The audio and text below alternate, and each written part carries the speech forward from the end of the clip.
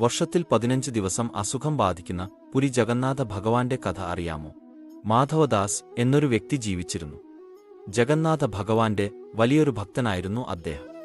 ഭാര്യയുടെ വിയോഗത്തിനു ശേഷം തന്റെ ജീവിതം മുഴുവൻ ഭഗവാന്റെ പാദങ്ങളിൽ അർപ്പിച്ച മാധവദാസിന്റെ ഭക്തി അത്രമേൽ തീവ്രമായിരുന്നതിനാൽ പലപ്പോഴും ഭഗവാൻ നേരിട്ട് അദ്ദേഹത്തിന് ദർശനം നൽകുമായിരുന്നു.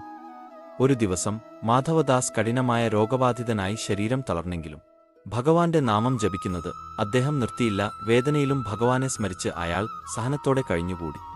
മാധവദാസിന്റെ നിഷ്കളങ്കമായ ഈ ഭക്തി കണ്ട് ജഗന്നാഥ ഭഗവാൻ നേരിട്ട് അയാളുടെ വീട്ടിൽ എഴുന്നള്ളി. ഭഗവാൻ തന്നെ മാധവദാസിനെ ശുശ്രൂഷിച്ചു. രാപകൽ ഇല്ലാതെ ഒരു നിഴൽ പോലെ അവനോടൊപ്പം നിന്നു. കുറച്ചു ദിവസങ്ങൾക്കു ശേഷം മാധവദാസിന് ബോധം തെളിഞ്ഞു കണ്ണു തുറന്നപ്പോൾ തന്റെ അരികിൽ ജഗന്നാഥ ഭഗവാനെ കണ്ട മാധവദാസിന്റെ കണ്ണുകളിൽ നിന്നു ആനന്ദാശ്രുക്കൾ ഒഴുകി.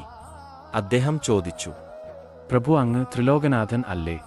എന്റെ രോഗം ഒരു നിമിഷം കൊണ്ട് മാറ്റുവാൻ അങ്ങേക്ക് കഴിയുമായിരുന്നല്ലോ. എനിക്ക് വേണ്ടി ഈ ബുദ്ധിമുട്ട് അങ്ങ് സഹിക്കേണ്ടിയിരുന്നില്ല. മാധവദാസ്, ഈ ജന്മത്തിൽ ഈ ദുഃഖം അനുഭവിച്ചില്ലെങ്കിൽ അടുത്ത ജന്മം അത് നിനക്ക് അനുഭവിക്കേണ്ടി വരും.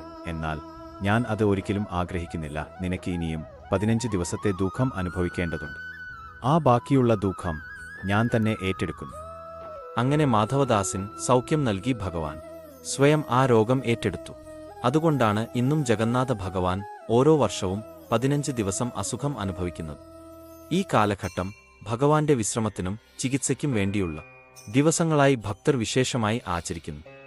അനാസര ദിനങ്ങൾ എന്നറിയപ്പെടുന്ന ഈ ആചാരം ഭക്തർക്ക് ആരാധനയുടെ കാലമാണെങ്കിലും ഭഗവാൻ തന്റെ ഭക്തന്റെ ദുരിതം ഏറ്റെടുത്ത അനന്തമായ ദയയുടെ ഓർമ്മകളാൽ ഈ സമയം പുണ്യമായി മാറുന്നു.